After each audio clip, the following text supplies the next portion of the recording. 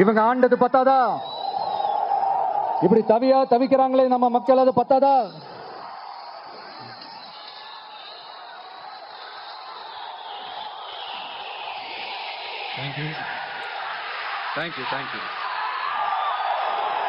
இந்த இலங்கை கடற்படையால நம்ம மீனவர்கள் தாக்கப்படுறதையும்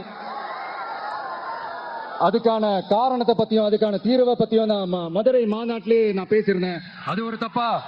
மீனவர்களுக்காக குரல் கொடுக்கறதும் அவங்களோட நிக்கிறதும் நம்மளுடைய கடமை, நம்மளுடைய உரிமை. நான் என்ன இன்னைக்கு நேத்தாங்க அவங்களுக்காக குரல் கொடுக்கிறேன். இதே நாகப்பட்டினத்துல 14 வருஷத்துக்கு முன்னாடி 2011 February 22 இதே நம்ம மீனவர்கள் தாக்கப்பட்டதை கண்டிச்சு ஒரு பொதுக்கூட்டம் ஒண்ணு நடத்தணும் இல்லையா?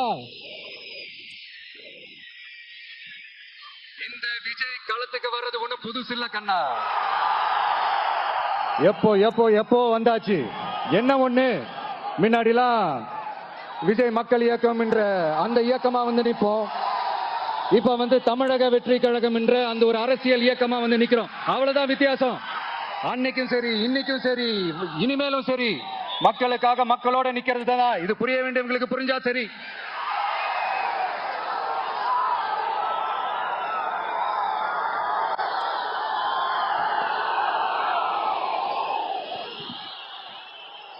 மீனவர்களுக்காக குரல் கொடுக்கிற இதே சமயத்துல நம்ம தொப்புள் கொடி உறவுகளான ஈழத் தமிழர்கள்,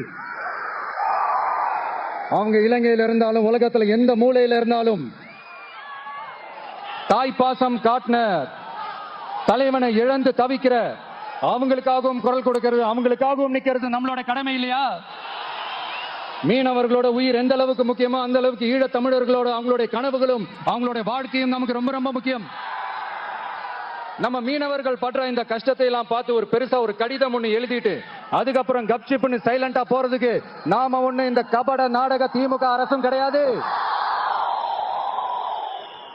மற்ற மீனவர்கள்னா இந்திய மீனவர்கள், நம்ம மீனவர்கள்னா தமிழக மீனவர்கள், இப்படி பிரிச்சு பார்த்து பேசுறதுக்கு நாம ஒண்ணு பாசிச பாஜக அரசும் கிடையாது. நிரந்தரமான தீர்வு, நிரந்தரமான ஒரு இந்த ப்ராப்ளத்தை சால்வ் பண்றதுதான் நம்மளுடைய ஒரு முக்கியமான ஒரு அஜெண்டாவே. சரி, இப்ப நம்ம நாகப்பட்டினம் ஏரியாவுக்கு வருவோம்.